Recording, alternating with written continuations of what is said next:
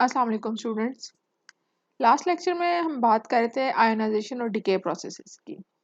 तो इसमें ये वाले जो प्रोसेसेस हैं, ये ionisation by electron collision, photo ionisation by interaction with metastables, thermal ionisation और इवन इलेक्ट्रॉन डिटैचमेंट भी, ये वाले जो प्रोसेसेस हैं ये गैप के अंदर इलेक्ट्रॉन्स को इंक्रीज करने में कंट्रीब्यूट करते हैं। ठीक है, आयोनाइजेशन होती है, पॉजिटिव आयंस बनते हैं और इलेक्ट्रॉन्स फ्री घूमते हैं। इलेक्ट्रॉन डिटैचमेंट में भी आ, ये भी प्रोसेस जो सा है, इसकी वजह से भी गैप के अंदर इलेक्ट्रॉन्स जो से हैं वो उनका नंबर इंक्रीज करता है। तो ये वाले प्रोसेसेस आपके गैप के अंदर इलेक्ट्रॉन्स को इंक्रीज करने में कंट्रीब्यूट करते हैं और ये हैं डिके प्रोसेसेस। ये आपके गैप के अंदर इलेक्ट्रॉन्स को डिक्रीज करने में या इलेक्ट्रॉन्स की क्वांटिटी को डिक्रीज करने में, इलेक्ट्रॉन्स को रिमूव करने में कंट्रीब्यूट करते हैं।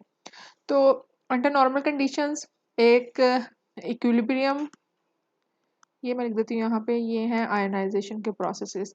अंडर नॉर्मल कंडीशंस आयनाइजेशन और डिके में एक स्टेट ऑफ इक्विलिब्रियम एग्जिस्ट कर रही होती है। लेकिन जब आप फील्ड, जो इलेक्ट्रिक फील्ड है जो अक्रॉस द इलेक्ट्रोड्स अप्लाई होती है, जब आप उसको इंक्रीज करते हैं तो आफ्टर सर्टेन पॉइंट ये जो इक्विलिब्रियम है ना, ये नहीं एग्जिस्ट कर रहा होता। आपके आयनाइजेशन वाले प्रोसेसेस हावी हो जाते हैं, आपके नंबर ऑफ इलेक्ट्रॉन्स ज़्यादा बनने लग जाते हैं। तो हम लोग जो से हैं, हम लोगों ने लास्ट लेक्चर में स्टडी किया था टाउनसेंड्स फर्स्ट आयनाइजेशन कोफिशिएंट तक। उसमें हम लोगों ने आयनाइजेशन बाय कोलिजन और कवर किया था। अब हम नेक्स्ट आते हैं फोटो आयनाइजेशन पे।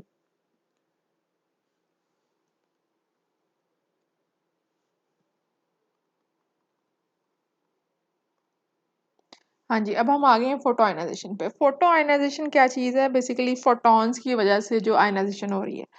फोटॉन्स क्या है, आप लोगों को पता ही होंगे। ये पार्टिकल्स हैं जो लाइट के अंदर एग्जिस्ट करते हैं ना, छोटे छोटे एनर्जी पैकेट्स कहते हैं इनको, कह सकते हैं आप। ठीक है, जो फोटॉन्स हैं इनको हम रिप्रेजेंट करते हैं आपके एच वी के साथ। एक यानी कि एक फोटॉन एच वी से इसको रिप्रेजेंट कर रहे हैं, इसका मतलब है कि ये एक फोटॉन है। ठीक है, एच प्लैंक्स कांस्टेंट होता है, वी वेलोसिटी, ये दोनों को मिला के यानी कि एक फोटॉन की जो एनर्जी है ना, इसको हम बेसिकली एच वी से रिप्रेजेंट कर रहे हैं। तो जहाँ पे भी ये एच वी आएगी टर्म, ये क्वांटम ऑफ एनर्जी, ये फोटॉन, ये इस चीज़ को रिप्रेजेंट कर रहा है। ठीक है, अब ये जो हमारा फोटो आयनाइजेशन का प्रोसेस है, इसको हमने यहाँ पे इक्वेशंस के साथ रिप्रेजेंट किया है। ये इक्वेशंस भी आपको देख के इन इक्वेशंस को रीड करना आना चाहिए कि ये इक्वेशंस में क्या लिखा है, ये कैसे हो रहा है। ठीक है, उससे पहले ये देख लेते हैं ये क्या लिखा हुआ है। Electrons of lower energy than the ionization energy may on collision excite the gas atoms to a higher state. ठीक है, ये वही बात है जो हम लोगों ने पिछले लेक्चर में की थी कि अगर तो इलेक्ट्रॉन जब कोलाइड करते हैं एटम के साथ, उनकी एनर्जी आयनाइजेशन एनर्जी से ज़्यादा है, तब वो इलेक्ट्रॉन्स रिलीज करेंगे। अगर कम है तो फिर क्या करते हैं, वो एटम को एक्साइटेड स्टेट में ले जाते हैं। यहाँ पे ये एक्साइटेड स्टेट में जाना शो हो रहा है कि आपका इलेक्ट्रॉन है, उसको E2 कहा हुआ है इन्होंने। E2 आया, इसके साथ इसने कोलाइड किया एक आपके न्यूट्रल एटम के साथ। ठीक है, उसका ये इलेक्ट्रॉन था, E1 इसको कह रहे हैं, ये अपने आउटर शेल में था। इस कोलिजन की वजह से क्या हुआ कि ये इस शेल से निकल के दूसरे शेल में आ गया। ठीक है, पहले ये देखें, पहले इस शेल में था, अब ये कहाँ पे आ गया, ये वही इलेक्ट्रॉन हायर एनर्जी लेवल पे चला गया। और प्लस E2, ये नहीं कि ये जो जैसे पिछले कोलिजन से पहले भी वाली इक्वेशन वाली साइड, लेफ्ट साइड पे भी है और राइट साइड पे भी एज इट इज़ है। फ़र्क सिर्फ क्या आया है कि ये जो E1 है आपका, ये एट हायर एनर्जी लेवल चला गया। तो जब ये हायर एनर्जी लेवल पे चला गया, तो अगर इसको कोई और इलेक्ट्रॉन आके नहीं स्ट्राइक किया, ये नहीं निकला, तो थोड़ी देर बाद क्या है कि ये अपने वापस अपने पुराने एनर्जी लेवल पे आ जाता है। वापस से एटम जो है वो एक्साइटेड स्टेट से ख़त्म होकर वापस नॉर्मल स्टेट में आता है। तो जब एक्साइटेड स्टेट से ख़त्म होकर नॉर्मल स्टेट में आता है, तो ये क्या, एक फोटोन रिलीज करता है। ठीक है, quantum of energy photon release करता है। तो इससे आपके जो से हैं वो फोटॉन्स गैप के अंदर आ जाते हैं। अगर लाइट हो ऑलरेडी तब भी गैप के अंदर फोटॉन्स आते हैं, इस तरह भी गैप के अंदर आपके फोटॉन्स एग्जिस्ट करने लग जाते हैं जब ये एक्साइटेड स्टेट से न्यूट्रल स्टेट में एटम वापस आता है। तो ये यहाँ पे इन इक्वेशंस को देख लेते हैं कि इन इक्वेशंस को देख के रीड कैसे करना है, इन इक्वेशंस का क्या मतलब है। अब ये A1 A2 A1 A2 B1 B2 इस तरह के कोई भी कैपिटल लेटर्स आपको नजर आएंगे तो ये बेसिकली एटम्स को रिप्रेजेंट कर रहे हैं। ठीक है, इलेक्ट्रॉन ई से रिप्रेजेंट हो रहा है, HV से क्वांटम ऑफ एनर्जी यानी कि फोटोन रिप्रेजेंट कर रहा है। ये जो स्टार है ये रिप्रेजेंट करता है आपका जो भी एटम है वो एक्साइटेड स्टेट में। अगर तो कोई स्टार नहीं है यहाँ पे, ये A1 आपका नॉर्मल स्टेट है, ये A1 आपका स्टार के साथ एक्साइटेड स्टेट में। एक्साइटेड स्टेट का मतलब ये है कि उसका इलेक्ट्रॉन किसी हायर एनर्जी लेवल पे है। अब देखें यहाँ पे उन्होंने शो किया है वही जो मैंने आपको सारी बात बताई है कि इलेक्ट्रॉन जो सा है आपका उसने आके कोलाइड किया है आपके A1 के साथ। कोलिजन के बाद क्या हुआ है कि आपका जो एटम है A1 वो एक्साइटेड स्टेट में चला गया और दूसरा इलेक्ट्रॉन जो कोलाइड किया था वो एज इट इज रहा है। ठीक है, हाँ जी, तो मैं एक दफ़ा फिर रिपीट कर देती हूँ यहाँ पे इक्वेशंस को रीराइट करके कि फॉर एग्जांपल कि आपके पास एटम है एक A1, इसको आके एक इलेक्ट्रॉन स्ट्राइक किया है, उसको मैंने नाम दिया E2। ठीक है, ये वैसे इसका नाम E2 है, EX EY E1 E2 कुछ भी नाम हो सकता था। ठीक है, यहाँ पे मैंने E2 लिख रही हूँ ताकि आप जो इक्वेशन यहाँ लिखी है आप कंफ्यूज ना हो। ठीक है, ये E2 एक इलेक्ट्रॉन ने स्ट्राइक किया है। ब्रैकेट में उन्होंने KE इसलिए लिखा हुआ है कि इस इलेक्ट्रॉन की कोई काइनेटिक एनर्जी है। ठीक है, an electron with some kinetic energy उसने स्ट्राइक किया है आपके एटम को। स्ट्राइक करने के बाद क्या हुआ है कि जो आपका एटम था A1 उसको कहा है वो एक्साइटेड स्टेट में चला गया। ये जो एरो है इसका क्या मतलब है, एक्साइटेड स्टेट, एरो नहीं सॉरी एस्टेरिक। ठीक है, ये जो एस्टेरिक है इसका मतलब है कि एक्साइटेड स्टेट में आपका जो है वो एटम चला गया। ये इस चीज़ को रिप्रेजेंट कर रहा है। और इसके अलावा ये इक्वेशन लिख रहे हैं ना, बेसिकली क्या हुआ है कि A1 एटम था न्यूट्रल, इसको एक इलेक्ट्रॉन ने स्ट्राइक किया जिसकी काइनेटिक एनर्जी थी। तो उसका रिजल्ट क्या हुआ, रिजल्ट ये हुआ कि जो आपका एटम है वो एक्साइटेड स्टेट में चला गया और आपका जो इलेक्ट्रॉन है वो एज इट इज रहा। बस फर्क क्या आया कि उसके पास अब काइनेटिक एनर्जी नहीं है, उसको सिंपल लिख दिया। ठीक हो गया। अब इसके बाद अगला स्टेप क्या होना है कि अगर आपके इसके साथ A1 एटम के साथ कोई और इलेक्ट्रॉन आके नहीं टकराता उस थोड़े से टाइम में जिस टाइम के लिए एक्साइटेड है, तो फिर क्या होना है कि A1 ने दोबारा अपनी न्यूट्रल स्टेट में आना है और न्यूट्रल स्टेट में आने के लिए उसने क्या करना है, फोटोन रिलीज करना है। फोटोन को हम HP से रिप्रेजेंट कर रहे हैं। ठीक है, ये वेलोसिटी और ये साथ आपका प्लैंक्स कांस्टेंट होता है। ठीक है, क्वांटम ऑफ एनर्जी इसको कहते हैं, छोटा सा एनर्जी पैकेट होता है फोटोन। ये लाइट आपकी जो लाइट है सारी जिस भी वेवलेंथ में हो या इलेक्ट्रोमैग्नेटिक वेव्स या ये लाइट जिस भी वेवलेंथ में, जो लाइट इलेक्ट्रोमैग्नेटिक स्पेक्ट्रम में जो लाइट वाला पोर्शन है ठीक है उसमें फोटॉन्स होते हैं। तो इस साथ ही इन्होंने यहाँ पे बीच में टाइम लिखा हुआ है, यानी कि एक्साइटेड स्टेट से न्यूट्रल स्टेट आने में इसको 10⁻⁻7 टू 10⁻10 सेकंड तक लगते हैं, यानी कि इतने थोड़े टाइम के अंदर अंदर ये वापस न्यूट्रल स्टेट में आ जाता है। अगर इतने थोड़े से टाइम के लिए बस ये एक्साइटेड स्टेट में रहता है, अगर इसको कोई और इलेक्ट्रॉन आके ना स्ट्राइक करे तो ये फिर न्यूट्रल स्टेट में वापस आ जाता है। ठीक है, अब ये जो आपका फोटोन रिलीज हुआ है ठीक है, ये क्या करेगा, अब ये क्या करेगा, इसके लिए अब हम नया रिएक्शन देखते हैं यहाँ पे कि ये क्या क्या कर सकता है। ये क्या कर सकता है, ये फॉर एग्जांपल एक नया आइटम हमने लिया A2 उसको कह दिया। ठीक है, A2 को जाके ये स्ट्राइक कर सकता है। इसके स्ट्राइक करने की वजह से इनफ एनर्जी रिलीज हो सकती है कि जो A2 है आपका वो पॉजिटिव आयन में कन्वर्ट हो जाए और एक इलेक्ट्रॉन आपका रिलीज हो जाए। ठीक है, ये इलेक्ट्रॉन गैप के अंदर रिलीज हो जाएगा। इस प्रोसेस को हम कहते हैं फोटो आयनाइजेशन। ये यहाँ पे ये शो हो रहा है। ठीक है, इस प्रोसेस को हम कहते हैं फोटो आयनाइजेशन। एक ये केस हो सकता है सिनेरियो 1, इसको मैं कहती हूँ ये केस 1 है।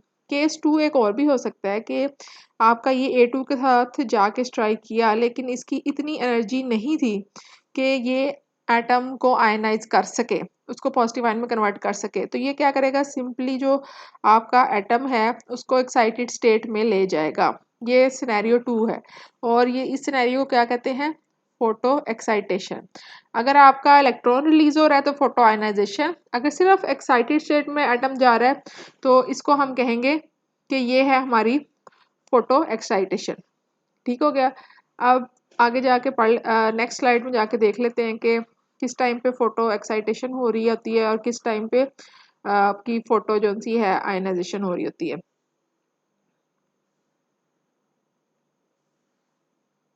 हाँ जी, यहाँ पे भी सेम वही वाली चीज़ है जो हमने पहले पढ़ी थी आयनाइजेशन बाय कोलिजन में। यानी कि बेसिकली बात ये है कि जो आपका एटम है ना, उससे इलेक्ट्रॉन अगर आपने रिलीज करवाना है तो उस एटम को इतनी एनर्जी देनी पड़ेगी कि जो उसकी आयनाइजेशन एनर्जी या आयनाइजेशन पोटेंशियल से ज़्यादा हो। ठीक है, वो एक मिनिमम अमाउंट ऑफ एनर्जी है जो उसको चाहिए होती है इलेक्ट्रॉन लूज करने के लिए। तो बेशक आप उसे इलेक्ट्रॉन टकराए, मतलब कि इलेक्ट्रॉन उससे बेशक जाके कोलाइड करे या उससे कोई फोटोन अब्जॉर्ब करे वो एटम, या किसी भी वजह से उसके अंदर इतनी एनर्जी होनी चाहिए। तो फिर ये वही बात आई थी यहाँ पे, एच वी यानी कि फोटोन की एनर्जी, इलेक्ट्रो ईवीआई ये वो एनर्जी है जो आयनाइजेशन एनर्जी है। ठीक है, आपकी फोटोन की एनर्जी आयनाइजेशन एनर्जी से ज़्यादा होनी चाहिए। आयनाइजेशन एनर्जी को ही आयनाइजेशन पोटेंशियल भी कहते हैं। ठीक है, तो आयनाइजेशन पोटेंशियल ये इसके साथ जब इलेक्ट्रॉन ई लगा देंगे ना तो ईवी वाई जब बन जाएगा तो ये फिर आयनाइजेशन एनर्जी हो जाएगी। ठीक है, तो ये आपका जो है फोटोन की एनर्जी आपकी आयनाइजेशन एनर्जी से ज़्यादा होगी तो आयनाइजेशन होगी। वही बात होगी, उस टाइम पे क्या था, इलेक्ट्रॉन की एनर्जी आपकी आयनाइजेशन एनर्जी ज़्यादा होनी चाहिए। यहाँ पे चूंकि हम फोटो एक्साइटेशन की बात कर रहे हैं तो जो फोटोन है उसकी एनर्जी ज़्यादा होनी चाहिए। If the quantum of energy exceeds the EVI, the excess may be imparted to the release electron as kinetic energy। हाँ जी, ये क्या बात की इन्होंने, ये इन्होंने बात की है कि आपका जो क्वांटम ऑफ एनर्जी है, यानी कि आपका जो है इलेक्ट्रॉन जो सा है जी, इलेक्ट्रॉनिक सॉरी फोटोन जो है आपका, जो क्वांटम ऑफ एनर्जी जो फोटोन है, अगर उसकी एनर्जी आपके आयनाइजेशन पोटेंशियल से भी ज़्यादा है, काफ़ी ज़्यादा है, तो फिर क्या करेगा कि आपकी पहले तो आयनाइजेशन पोटेंशियल तक की जितनी एनर्जी है वो एनर्जी आपकी इलेक्ट्रॉन रिलीज़ करने में लग जाएगी, और बाकी जो एनर्जी है वो इलेक्ट्रॉन को ही, जो रिलीज़ हुआ इलेक्ट्रॉन उसको ट्रांसफ़र हो जाएगी, उसकी काइनेटिक एनर्जी में कन्वर्ट हो जाएगी। फिर वो इलेक्ट्रॉन अपनी उस काइनेटिक एनर्जी से फर्दर जाके किसी और एटम को आयनाइज कर सकते हैं। The probability of photoionization is maximum when He minus EVI is small। ठीक है, ये उन्होंने एक कंडीशन बताई हुई है कि आपकी जो है फोटोन एनर्जी और जो आपकी आयनाइजेशन पोटेंशियल एनर्जी है वो बिल्कुल एक दूसरे के करीब करीब हो, यानी कि जब उनका डिफरेंस लें तो बहुत कोई स्मॉल वैल्यू आए। बिल्कुल आपका जो फोटोन है वो आयनाइजेशन एनर्जी के करीब करीब अगर उसकी एनर्जी होगी ना तो तब probability of photo ionization highest है। If the photon energy is less than EVI, it may still be absorbed by the atom and raise the atom to a higher level photo excitation। ये हमने बात अभी पहले पढ़ी थी पिछली slide में, जब हमने वो इक्वेशंस देखी थी। तो क्या होगा कि अगर एनर्जी कम है उसकी आयनाइजेशन एनर्जी से फोटोन की एनर्जी, तो फिर क्या होगा कि वो एटम को एक्साइटेड स्टेट में ले जाएगा, उसको हम कहते हैं photo excitation. Photoionization is a secondary process and may be acting in Townsend's breakdown mechanism and is essential in streamer mechanism and some corona discharges। इसको सेकेंडरी प्रोसेस कह रहे हैं। बेसिकली ये इसका मतलब ये है कि आपका एक दफ़ा इनिशिएटरी इलेक्ट्रॉन्स आए थे, उन्होंने इलेक्ट्रॉन कोलिजन से आयनाइजेशन की, आपके इलेक्ट्रॉन्स आगे गैप में, उसी दौरान बीच में फोटॉन्स फिर पैदा होने लग गए। जब एटम्स एक्साइटेड स्टेट में गए, एक्साइटेड स्टेट से वापस आए, फोटॉन्स रिलीज किए, ये वो, फिर ये सेकेंडरी चीज़ एक पैदा हुई है। फिर इससे जो आगे फर्दर इलेक्ट्रॉन्स रिलीज हो रहे हैं, वो एक सेकेंडरी मैकेनिज्म के थ्रू रिलीज हो रहे हैं। और जो आपके टाउनसेंड ने जो चीज़ स्टडी की है कि उसने जो अपना वो सारी इक्वेशन निकाली थी कि आपके गैसेस के अंदर इलेक्ट्रॉन्स किस तरह पैदा होते हैं, तो ये वो जो उसका मैकेनिज्म है उसमें कंट्रीब्यूट कर रहे होते हैं, यानी कि ये भी इलेक्ट्रॉन्स प्रोड्यूस कर रहे होते हैं। ये भी एक आयनाइजेशन प्रोसेस है। नेक्स्ट टाइम बात करते हैं हम ionisation by interaction of metastables with atoms. इसमें क्या है, हर जितनी भी आयनाइजेशन प्रोसेस सब में यही है कि कोई ना कोई हाई एनर्जी वाला पार्टिकल, फोटोन, इलेक्ट्रॉन, कोई भी चीज़ ना आके आपके न्यूट्रल एटम से टकराएगी और टकराने के बाद वो इलेक्ट्रॉन रिलीज कर देगी। ठीक है, बेसिक कॉन्सेप्ट पीछे यही है हर किसी के। अब ये मेटास्टेबल्स क्या चीज़ है?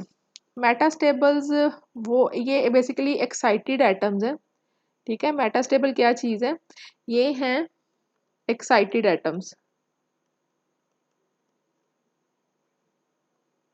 एटम्स या मॉलिक्यूल्स। ठीक है, एक्साइटेड एटम्स या मॉलिक्यूल्स है। बस ये है कि कुछ ये जो है ना, ये कोई स्पेसिफिक टाइप एलिमेंट्स होते हैं प्रोडक्ट टेबल में, कोई स्पेसिफिक गैसेस हैं। ये जैसा इनर्ट गैसेस हो गए या ग्रुप टू एलिमेंट्स, इनकी खासियत ये है कि इनके एटम्स जो से हैं, ये जब एक्साइटेड स्टेट में जाते हैं तो ये वो एक्साइटेड स्टेट जो सी है ना वो रिटेन रखते हैं, यानी कि सेकंड्स तक इवन रह सकते हैं। ये देखें ना, their excited state extends to seconds. वरना हमने पहले क्या देखा था कि जब एटम एक्साइट होता है तो 10⁻⁻7 टू 10⁻⁻10 सेकंड के अंदर अंदर वो क्या होता है, वापस आ जाता है, यानी कि इतने थोड़े टाइम में वो वापस आ जाता है अपने न्यूट्रल स्टेट में। लेकिन ये जो मेटास्टेबल एटम्स जो उनसे होते हैं, ये क्या करते हैं, ये वही एक्साइटेड स्टेट अपनी रिटेन रखते हैं सेकंड्स तक, यानी कि वो 10⁻⁻10 यानी 100th ऑफ अ सेकंड की बात हो रही थी, यहाँ फुल सेकंड की बात हो रही है, यानी कुछ सेकंड तक ये अपनी स्टेट रिटेन रखते हैं। तो ये जब एक्साइटेड स्टेट में होते हैं, जाहिर है इनकी भी एनर्जी ज़्यादा होती है। तो ये एक्साइटेड स्टेट वाला एटम, इसको हम मेटास्टेबल कहते हैं। ठीक है, ये मेटास्टेबल स्टेट होती है और इसको सिंपली हम इसको रेफर कैसे करते हैं, मेटास्टेबल कहते हैं। तो ये जो मेटास्टेबल एटम है, इनकी भी चूंकि आम न्यूट्रल एटम से एनर्जी ज़्यादा है, तो अगर इनकी एनर्जी एक्सीड कर जाए आपकी जो आयनाइजेशन पोटेंशियल है उससे ज़्यादा हो जाए, तो फिर क्या होगा, फिर आपका ये भी कॉज करेंगे आयनाइजेशन। ठीक हो गया। अब ये जो पोटेंशियल है इसका आयनाइजेशन पोटेंशियल, ये वी आई आपका आयनाइजेशन पोटेंशियल है, ये वी एम जो है ये इसका मेटास्टेबल का है। ठीक है, अब यहाँ पे इन्होंने इक्वेशन के जरिए रिप्रेजेंट किया है कि मेटास्टेबल ए एम, ठीक है, एक मेटास्टेबल एटम है, उसका इंटरेक्शन हुआ है एक कोई भी न्यूट्रल एटम है बी, ठीक है, उसके साथ हुआ है, और फिर क्या आगे हुआ है कि जो बी है वो आपका जो मेटास्टेबल है वो अब मेटास्टेबल नहीं रहा, क्योंकि उसकी जो एक्स्ट्रा एनर्जी थी जिसकी वजह से वो एक्साइटेड स्टेट में था, वो उसने अपनी एनर्जी क्या की है, ट्रांसफ़र कर दी है बी अपने आपका जो बी एटम है, ठीक है, वो बी एटम जो है वो पॉजिटिव आयन बन गया और एक इलेक्ट्रॉन रिलीज हो गया। ये कौन सा केस है, जब आपकी उसकी मेटास्टेबल की जो एनर्जी थी ना वो आपकी आयनाइजेशन एनर्जी से ज़्यादा एनर्जी थी। ठीक है, ये वो वाला केस है आपका, जब आपकी मेटास्टेबल की एनर्जी ज़्यादा होगी आपकी आयनाइजेशन एनर्जी के साथ, तो फिर क्या होगा कि जो आपका मेटास्टेबल स्टेट में एटम है वो किसी भी रैंडम बी एटम के साथ जब टकराएगा तो रिजल्ट क्या होगा कि जो ए है वो पहले ए एम था, अब सिर्फ ए रह गया, उसकी मेटास्टेबल स्टेट ख़त्म होगी क्योंकि उसने अपनी एक्स्ट्रा एनर्जी दी है बी को। तो बी क्या बना, एक्स्ट्रा एनर्जी लेके क्या बना, पॉजिटिव आयन बन गया, और इसके अलावा उसने अपना एक इलेक्ट्रॉन रिलीज कर गया। ठीक है, ये हमारा हो गया वो वाला केस जब आपकी मेटास्टेबल की एनर्जी आपके आयनाइजेशन एनर्जी से ज़्यादा थी। दूसरा इसमें केस क्या हो सकता है, वही जिस तरह पहले भी बात ऐसी ही होती रही है, सेम वही बात है कि आपका मेटास्टेबल एक एटम था, वो आया है आपके बी के साथ, इसने इंटरेक्ट किया है, उसकी एनर्जी कम थी, जो वी एम है ना वो लेस देन वी आई था। फिर क्या होना था, जिस तरह पिछले केस में भी हुआ है कि जब फोटोन की एनर्जी लेस देन वी आई हो या आपके इलेक्ट्रॉन की एनर्जी लेस देन वी आई हो, जो वहाँ पे होता है वो यहाँ पे हो रहा है। ठीक है, आपका सिंपली बी जो सा है वो एक्साइटेड स्टेट में चला गया। ठीक है, सिंपली बी जो है एक्साइटेड स्टेट में चला गया, इसका मतलब है स्टैरिक का मतलब क्या है, एक्साइटेड स्टेट, एक्साइटेड स्टेट में चला गया आपका एटम। ठीक है, तो मेटास्टेबल्स के साथ भी इंटरेक्शन में यही होता है कि वो आपके एक्साइटेड स्टेट में चले जाते हैं। नेक्स्ट हम बात करते हैं कि आगे भी यहाँ पे देख लेते हैं कि और उन्होंने पॉसिबिलिटी बताई हुई है कि मेटास्टेबल जो एटम्स हैं वो और किस तरह बिहेव कर सकते हैं। Another possibility for ionization by metastables is when 2Vm is greater than Vi। ठीक है, जब उन्होंने कहा है कि दो मेटास्टेबल्स की जो एनर्जी है वो ज़्यादा होगी, पोटेंशियल आपके जो आयनाइजेशन पोटेंशियल है, तो फिर क्या हो सकता है कि ज़रूरी तो नहीं कि मेटास्टेबल सिर्फ जाके न्यूट्रल एटम से ही टकराना है, दो मेटास्टेबल्स आपस में भी तो टकरा सकते हैं। अगर दो मेटास्टेबल्स आपस में टकराएं तो फिर क्या होता है, अब ये मेटास्टेबल क्या है, बेसिकली एक एटम है, ठीक है, उसकी एक्साइटेड स्टेट को हम मेटास्टेबल कह रहे हैं, मेटास्टेबल स्टेट कह रहे हैं। ठीक है, जो फौरन वापस नहीं आ रही एक्साइटेड स्टेट से, तो कुछ सेकंड्स तक रह रही एक्साइटेड स्टेट, बेसिकली एटम तो ए ही है ना, अब ए एटम है, उसकी कोई आयनाइजेशन एनर्जी होगी। ठीक हो गया, तो जब दो एक एटम के मेटास्टेबल स्टेट वाले एटम्स जो से हैं वो आपस में जब टकराएंगे तो इन दोनों की एनर्जी मिल के अगर आपकी आयनाइजेशन एनर्जी से ज़्यादा हो, जो कि एक ही आयनाइजेशन एनर्जी है, फिर क्या होगा कि इनमें से एक जो है वो आयन बन जाएगा, दूसरा अपनी न्यूट्रल स्टेट में वापस आ जाएगा और इसके अलावा आपका इलेक्ट्रॉन रिलीज होगा विद काइनेटिक एनर्जी।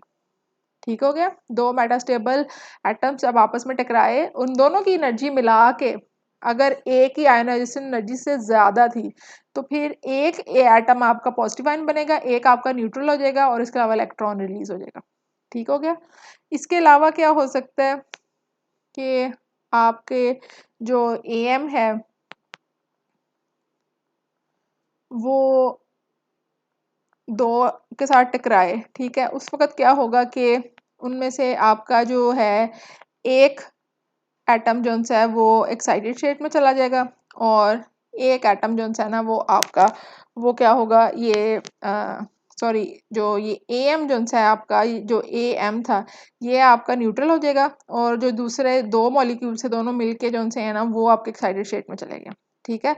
और ये जो एक्साइटेड स्टेट वाला है बेसिकली ये दोबारा क्या करेगा, ये इसको A2 इसलिए लिखा हुआ है कि ये सम अदर है, ठीक है, some other item.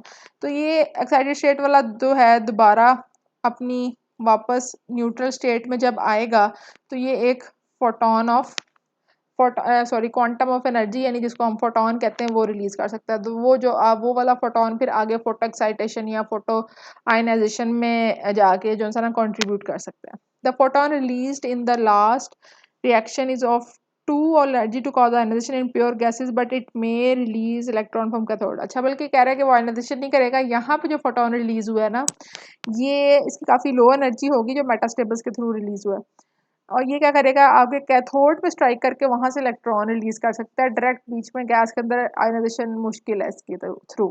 Ionization by metastable interaction thus comes into operation long after excitation and it has been shown that these reactions are responsible for long time lags observed in certain gases। जो ये metastable interaction है ना, जाहिर है पहले इनिशिएटरी electron से भी breakdown initiate हो गया, इलेक्ट्रॉन बाय कोलिजन में बीच में फोटॉन्स आ गए, फोटो एक्साइटेशन से भी काम चलने लग गया।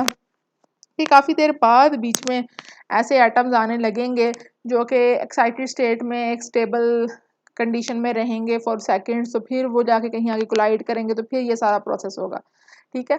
तो ये काफ़ी देर बाद जाके ये बीच में कंट्रीब्यूट करते हैं इलेक्ट्रॉन्स जो गैप के अंदर आ रहे हैं। ठीक है। तो इनकी वजह से कई दफ़ा लॉन्ग टाइम लैग्स जो है ना वो ऑब्जर्व होते हैं। टाइम लैग्स के बारे में हम बाद में भी ज़्यादा बात करेंगे आगे जाके। अभी यही है कि आपका जो है ब्रेकडाउन वोल्टेज अप्लाई किया और उसके कितनी देर बाद ब्रेकडाउन आपका स्टार्ट हुआ है। ठीक है। उसके ये वाली चीज़ को हम टाइम लैग कंसीडर कर लेते हैं। ठीक है।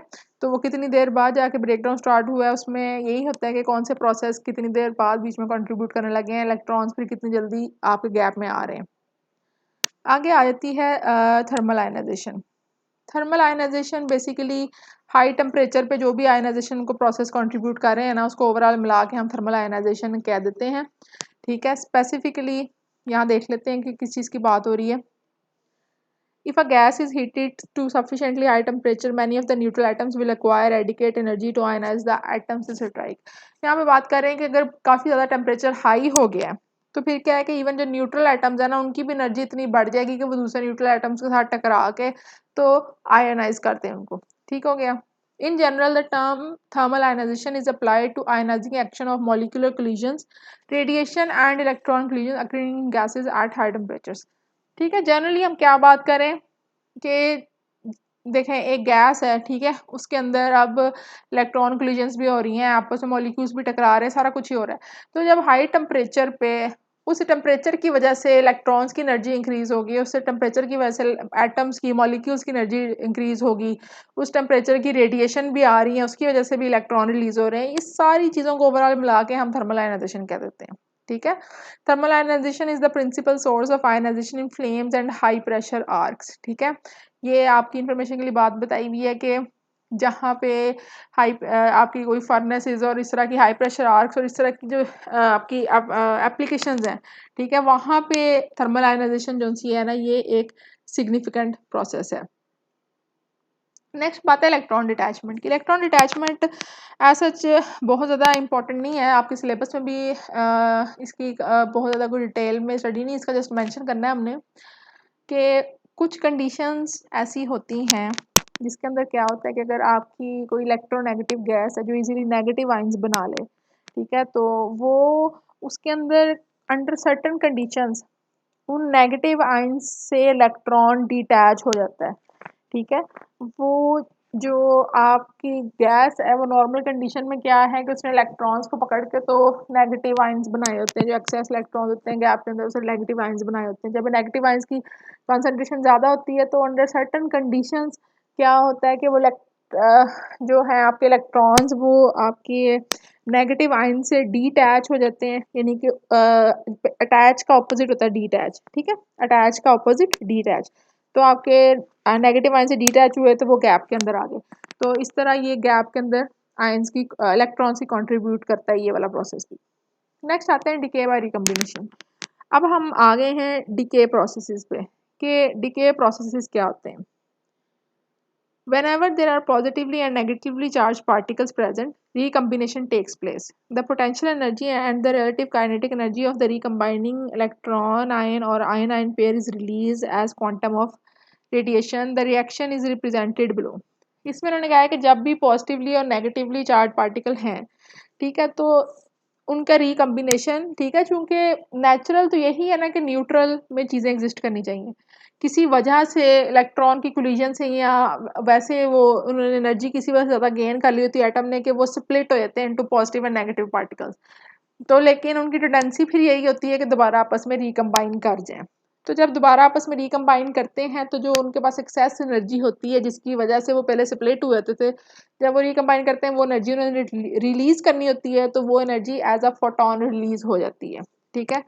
तो ये यहाँ पे ये दिखाया हुआ है, देखें पॉजिटिव और नेगेटिव आपस में मिलके तो उसने न्यूट्रल हो गया। अब इसमें जो बी है ये आपका इलेक्ट्रॉन भी हो सकता है, कोई और नेगेटिव आयन भी हो सकता है, ठीक है, कोई भी नेगेटिव पार्टिकल आपका वो बी हो सकता है। इन दिस एक्सप्रेशन बी में भी इलेक्ट्रॉन और नेगेटिव आयन, ठीक है। इसके अलावा कोई थर्ड बॉडी भी इन्वॉल्व हो सकती है, कुछ भी, यानी कि कोई भी ऐसा केस जिसमें आपकी जो पहले स्प्लिटिंग हुई थी वो दोबारा कम्बिनेशन हो गया उसको, तो उसको रिकम्बिनेशन कहते हैं, ठीक है। The rate of recombination is proportional to the concentration of positive and negative ions और इलेक्ट्रॉन्स। जो आपका रिकम्बिनेशन है वो उसका रेट ऑफ रिकम्बिनेशन के कितनी ज़्यादा रिकम्बिनेशन हो रही है, कितनी जल्दी हो रही है, ठीक है, वो किस चीज़ पर डिपेंड कर रही है कि आपके पॉजिटिव और नेगेटिव पार्टिकल्स की कंसंट्रेशन क्या है। नेक्स्ट है हमारा decay process, decay by attachment, ठीक है। डिके प्रोसेसेस वो वाले प्रोसेसेस हैं, याद रखें कि जिससे इलेक्ट्रॉन्स गैप में से रिमूव हो रहे हैं। In certain gases, electrons can combine with neutral atoms or molecules to form negative ions. Negative ion formation is an extremely important process for gases of high dielectric strength. ठीक है, यहाँ पे ये वही बात हो रही है कि जो गैसेस जिनकी हाई डाइलेक्ट्रिक स्ट्रेंथ है, इसका मतलब ये है कि बड़ी अच्छी इंसुलेटर है। उनके अंदर क्या प्रॉपर्टी होती है कि गैप के अंदर अगर एक्स्ट्रा इलेक्ट्रॉन पैदा हो भी गए हैं ना, तो वो न्यूट्रल एटम उन इलेक्ट्रॉन्स को पिक कर लेते हैं, पिक करके नेगेटिव आयन बन जाते हैं, यानी कि इलेक्ट्रॉन फ्री नहीं रहते गैप के अंदर के उसके अंदर से करंट पास करे। तो ये हाई डाइलेक्ट्रिक स्ट्रेंथ वाली गैसेस होती हैं, यानी कि इनकी प्रॉपर्टी होती है कि इतनी जल्दी ब्रेक डाउन नहीं होती, ठीक है। इसको कहते हैं डिके बाय अटैचमेंट। वो डिटैचमेंट था जो पहले हमने थोड़ा सा प्रोसेस देखा था, वो इसका ऑपोजिट था, ठीक है। ये डिके बाय अटैचमेंट है कि जो इलेक्ट्रोनेगेटिव का मतलब ये है कि जो जिन गैसेस के अंदर टेंडेंसी हो नेगेटिव आयंस बनाने की, ठीक है, वो गैसेस, उन गैसेस के अंदर जब एक्स्ट्रा इलेक्ट्रॉन फिर रहे होंगे तो न्यूट्रल एटम्स क्या करेंगे, उन एक्स्ट्रा इलेक्ट्रॉन्स को पिक करके अपने साथ अटैच करके वो नेगेटिव आयंस बन जाएंगे, ठीक है। तो ये उन्होंने यहाँ पे इसकी इक्वेशन दी हुई है कि ए बी आपकी गैस है कोई, ठीक है, इसके अंदर दो एटम्स है, ये मॉलिक्यूल हो गया समझ लें गैस का, उसमें इलेक्ट्रॉन आया है, तो आपका जो ए बी है वो एक नेगेटिव आयन बन गया है और आयन बनने के साथ साथ एक्साइटेड स्टेट में भी चला गया। थोड़ी देर बाद अपनी एक्साइटेड स्टेट से वापस आया, ये सिर्फ आयन रह गए पीछे, और जब एक्साइटेड स्टेट से वापस आया तो ये उसने फोटोन रिलीज कर दिया है, ठीक है। इस प्रोसेस को हम डायरेक्ट इलेक्ट्रॉन कैप्चर कह रहे हैं, ठीक है, ये डायरेक्ट इलेक्ट्रॉन कैप्चर प्रोसेस है, ये यहाँ पे लिखा हुआ है डायरेक्ट इलेक्ट्रॉन कैप्चर प्रोसेस। इसके अलावा पेयर प्रोडक्शन प्रोसेस है। पेयर प्रोडक्शन से क्या होगा कि आपका इलेक्ट्रॉन आया, उसने पहले इसको एक्साइटेड स्टेट में ले गया, फिर उस एक्साइटेड स्टेट के बाद क्या हुआ है कि जी आपका पॉजिटिव और नेगेटिव में स्प्लिट हो गए हैं आपके, ये जो मॉलिक्यूल था ये दो एटम्स में स्प्लिट हो गया, पॉजिटिव और नेगेटिव, तो ये एक पेयर प्रोड्यूस हो गया, तो इसको कहते हैं पेयर प्रोडक्शन। ठीक हो गया।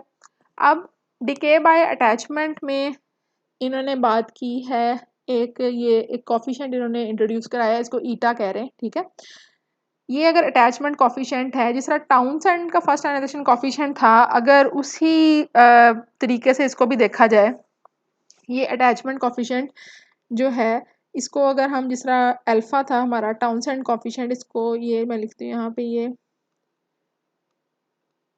अटैचमेंट कॉफिशिएंट है। ठीक है, ये आपका अल्फा जो उनसे है, ये टाउनसेंड्स फर्स्ट आयनाइजेशन कॉफिशिएंट। अब टाउनसेंड्स फर्स्ट आयनाइजेशन कॉफिशिएंट क्या था कि number of electrons produced by a single electrons travelling unit distance. ठीक है, अगर एक इलेक्ट्रॉन ने कितने इलेक्ट्रॉन प्रोड्यूस किए हैं और जब वो उसने एक यूनिट डिस्टेंस कवर किया था। ठीक हो गया, ये आपका टाउनसेंड फर्स्ट आयनाइजेशन कॉफिशिएंट है। तो इसी से लिंक्ड अगर हम अटैचमेंट कॉफिशिएंट को डिफाइन करें, तो वो क्या करेगा, number of attachment produce in the part of a single electron travelling a distance of 1 centimetre. ठीक है, उसमें क्या की थी बात, 1 सेंटीमीटर यानी यूनिट डिस्टेंस। उसमें क्या है कि एक इलेक्ट्रॉन से फर्दर कितने इलेक्ट्रॉन जो से हैं वो जनरेट हो रहे हैं जब वो 1 सेंटीमीटर ट्रेवल कर रहा है। यहाँ पे लेकिन क्या कर रहा है कि जो इलेक्ट्रॉन है वो तो यहाँ पे अब्जॉर्ब हो रहा है, नेगेटिव आयन बना रहा है। तो अटैचमेंट कॉफिशिएंट क्या होगा कि एक इलेक्ट्रॉन ने कितने नेगेटिव आयन बनाए, यानी कितनी अटैचमेंट्स की जब वो 1 सेंटीमीटर डिस्टेंस उसने ट्रेवल किया।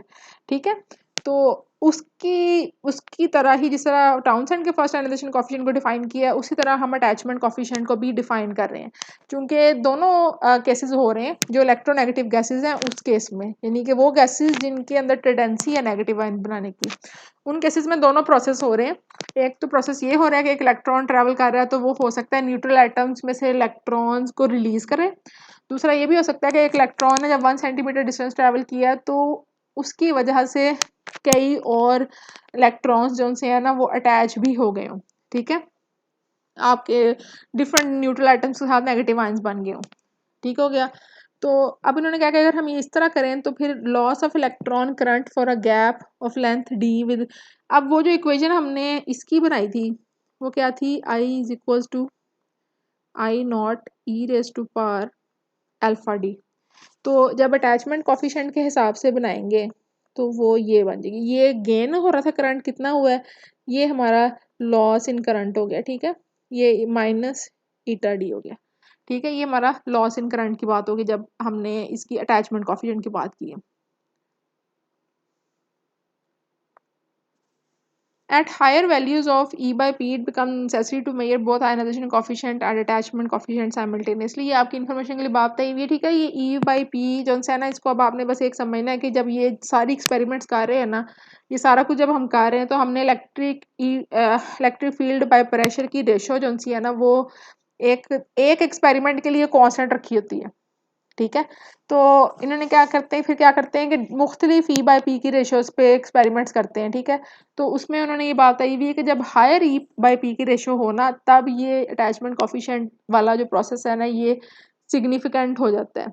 ठीक है, वो उस टाइम ज़रूरी हो जाता है कि इन दोनों को आप इकट्ठा एक दूसरे के साथ मेजर करें।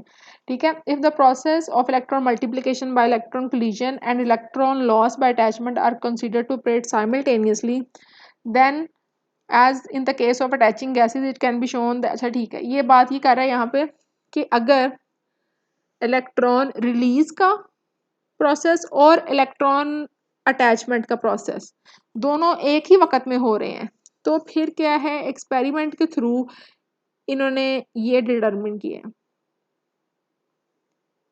ये जो दो चीज़ें हैं ना, ये हमने दोनों चीज़ें बेसिकली क्या डिटरमिन की थी, अकेली अकेली। ठीक है, जब सिर्फ आपका कोलिजन वाला प्रोसेस हो रहा हो, जब सिर्फ आपका अटैचमेंट वाला प्रोसेस हो रहा हो। लेकिन यहाँ पे क्या हमने किया है कि दोनों प्रोसेसेस को जब इकट्ठा हो रहे हैं, साइमल्टेनियसली हो रहे हैं, तो आपकी ये इक्वेशन आती है।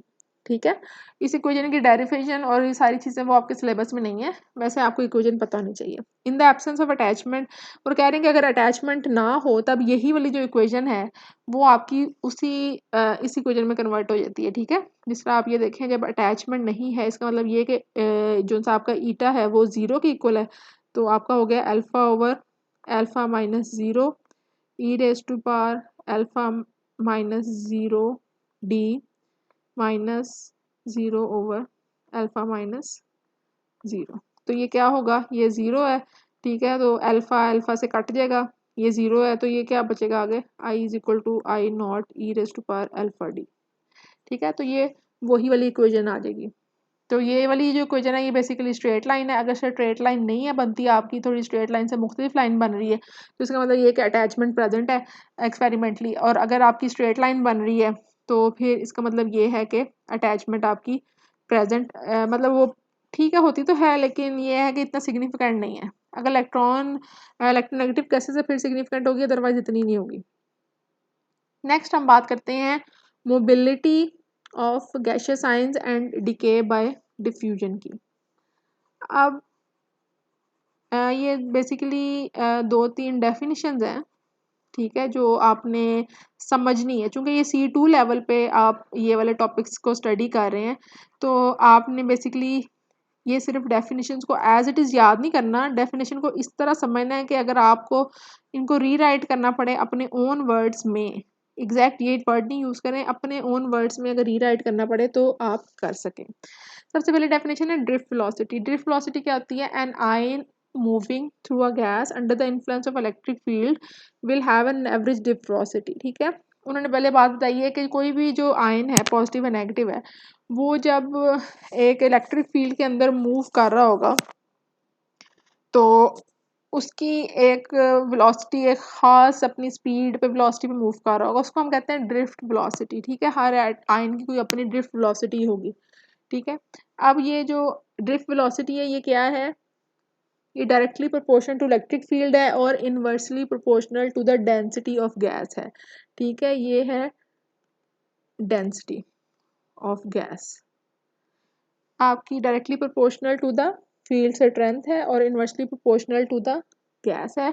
डेंसिटी ऑफ गैस है, यानी कि अगर फील्ड स्ट्रेंथ बढ़ाएंगे तो ड्रिफ्ट वेलोसिटी बढ़ेगी और डेंसिटी ऑफ गैस बढ़ाएंगे तो ड्रिफ्ट वेलोसिटी कम होगी। ठीक हो गया।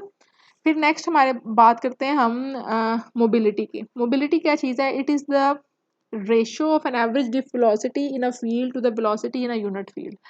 ठीक है, किसी भी फील्ड के अंदर एवरेज ड्रिफ्ट वेलोसिटी जिसके अंदर आप मोबिलिटी चेक करें, उस फील्ड के अंदर ड्रिफ्ट वेलोसिटी क्या है, ठीक है, उसकी रेशो आपकी उस वेलोसिटी के साथ जो यूनिट फील्ड के अंदर है। ठीक है, ये इसका फॉर्मूला यहाँ पे दिया हुआ है।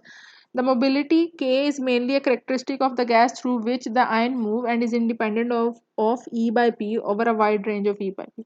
ठीक है, ये कह रहे हैं कि जो आपकी मोबिलिटी है ना, ये एक खासियत है आपकी गैस की, कोई भी गैस टू गैस ये वेरी करती है। ठीक है, मोबिलिटी आपकी गैस की खासियत है कि आप किस पर्टिकुलर गैस की बात कर रहे हैं। ठीक है, और ये E by P की रेशो से इंडिपेंडेंट है। E by P की जो मर्जी आप वैल्यू दें, ये मोबिलिटी पे ऐसा फ़र्क नहीं पड़ेगा। ठीक हो गया।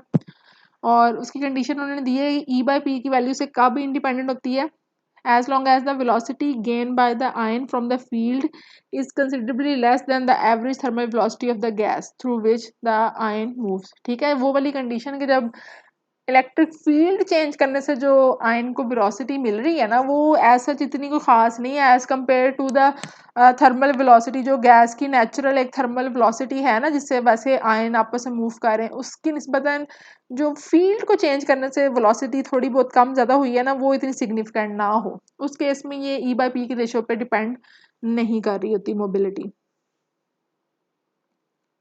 अब ये मोबिलिटी और ड्रिफ्ट वेलोसिटी के बारे में इन्होंने क्यों बताया है, चूँकि जी आपका जो है ना डिके बाय डिफ्यूजन को समझाने के लिए।